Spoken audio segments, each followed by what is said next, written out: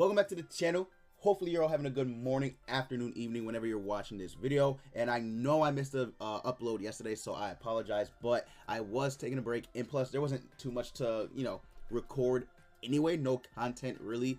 But yeah, we're gonna be going over the two new units that will be coming out Tuesday, because in the final boss bond video that they did show summer Valenti, so that means the summer, quote unquote, summer banner, right, is going to be coming in a couple of days. So I'm going to go over the units, and we're going to go over their kit and if they're good or not. But before we get into that, be sure to leave a like. Let's try and reach 100 likes. I know we can do it. Also subscribe to the channel if you are new. Trying to reach 4,000 subscribers. We're almost there. I know we can do that as well. And again, huge shout out to the members of the channel. Thank you so much for supporting the channel. But I'm not going to waste any more of your guys' time. Let's go ahead and let's get straight into the video.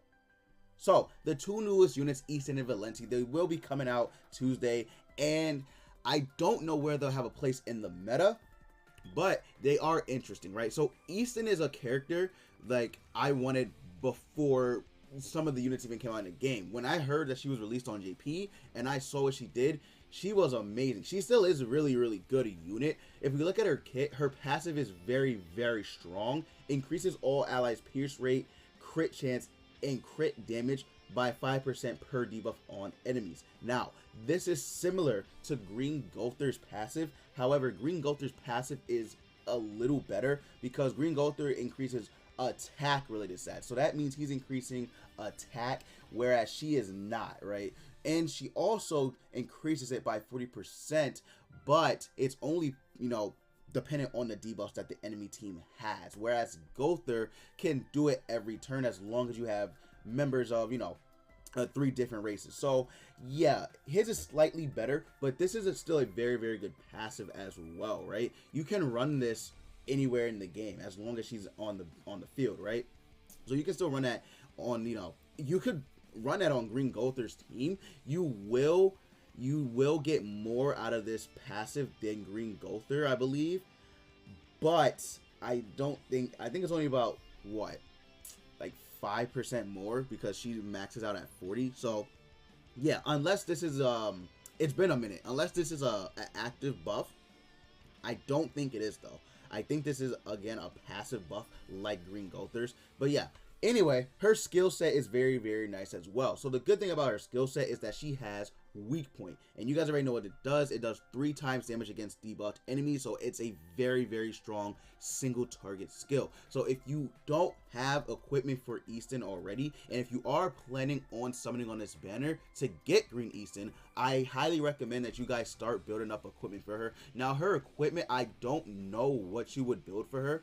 I do believe it's HP and defense, but I believe you could go attack and defense as well, right? You can go that route too. Her second skill is very nice because this is a debuff card, so you're already proccing her passive. Now the debuff that she gives on rank 1 is only 1, so you're only going to be getting, I believe, 8% to your basically your attack related stats minus attack, I guess you could say, right? So yeah, you're only going to be getting 5%, but then she does 2 on rank 2, so then you'll be getting 10%, and then on rank 3 she'll do 3, so you'll be getting 15%. So you basically just have to keep debuffing the enemy team in order for her passive to proc. So we'll see what happens. I don't know if this means like if every enemy on the team has 1 debuff. I'm not sure if it means like then you get a 15%, so we'll see. Let me know in the comments if you guys know exactly how this works. Again, she's just releasing on global, and it's been a while since anyone's used her on JP, so I apologize if I'm getting her passive wrong, or like I'm giving out misinformation. That's not my intentions, but yeah, it's been a minute. So let me know in the comments if you guys know exactly how her passive works. But yeah, these are her skills, so very nice. Not only does this help with her passive, she also is going to be able to inflict weak point, since she does have a debuff card in her kit. So very nice. Again, this is a very powerful skill. You guys already know how strong single weak point cards are, so keep that in mind. You could also make an interesting team around her, since she is a support type with her passive, and she also helps you know, give off debuffs too. So it'd be interesting to see what team comps people build with her. And then these are her basic stats at level 1. 25% crit chance. However, she is going to increase her crit chance on her passive as well. So this is not, you know, this is not set in stone. Also, this is only level 1 base stats without cosmetics. And then here are her super awakening bonuses that she gets as well. So yeah, very, very strong. And of course, her ultimate is the same as every Eastin in the game.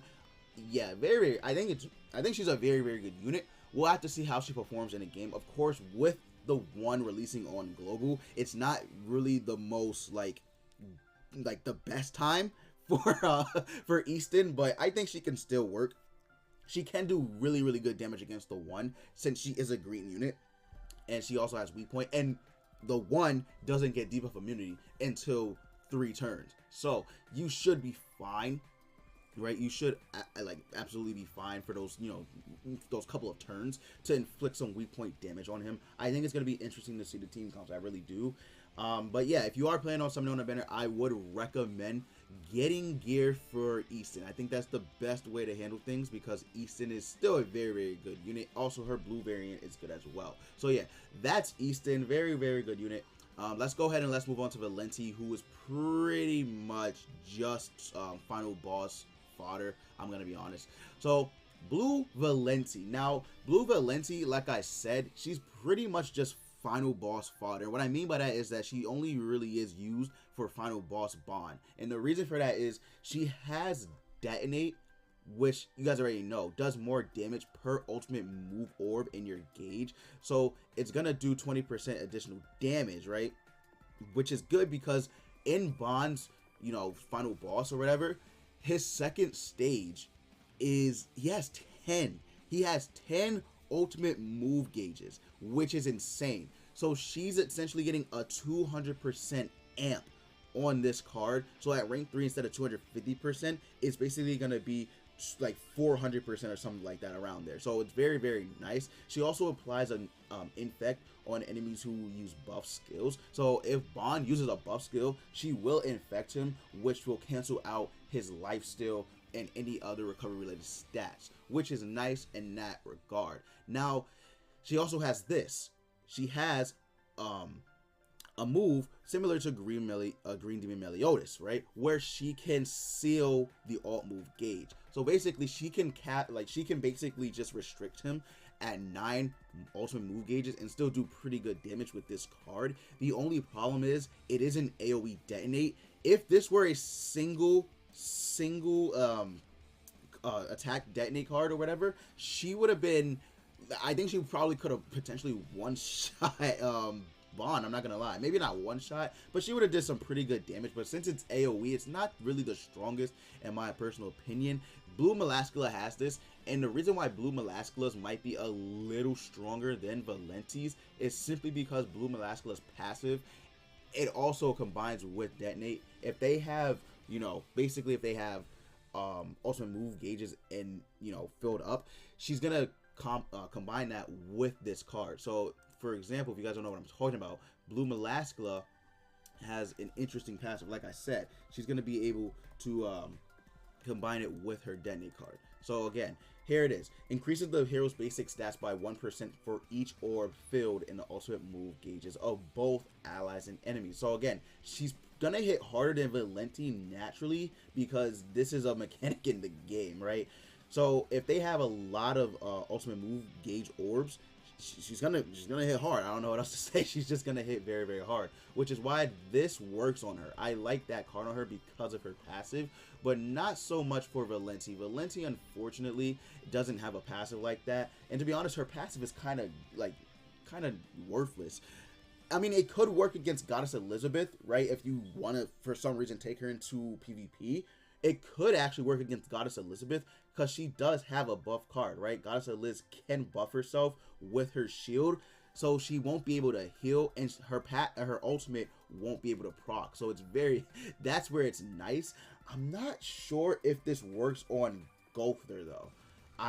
That's one thing I'm not sure, because Gowther's rank up is considered a buff card. So if it works on him, that's very clutch, but I honestly don't. I think it might, because it is it is considered a buff card, so it might, although it doesn't, you know, really matter with Gother as much because he doesn't, you know, he doesn't rely on healing himself as much as Goddess Elizabeth does with her ultimate. So there you go. The one doesn't have any buff cards, so her passive is pretty, you know, worthless there. But yeah, unfortunately, again, she's not that great. Of course, her ultimate is pretty much like just the same as every other Valenti. I would say the green version of her, not the, you know, the Mark II Valenti, but the one we have on global right now, the green version is still better than this unit. This unit's probably better attack wise because you can build her with attack and defense if you really wanted to, but this was, in my opinion, still be an HP and defense type unit, even though she doesn't really support the team as much besides this one card, which is only a single target ultimate move ceiling card. So, I mean, yeah, it's like, she's not that great. Eastin is far and away better than Valenti, in my personal opinion. However, the banner, we'll go over that right now, actually. The banner I have pulled up, shout out to my boy Archives, right? He gave me the link to their original banner. The banner, unfortunately, Valenti is the first one that's guaranteed. So you'll have to do 2 steps in order to get Eastin.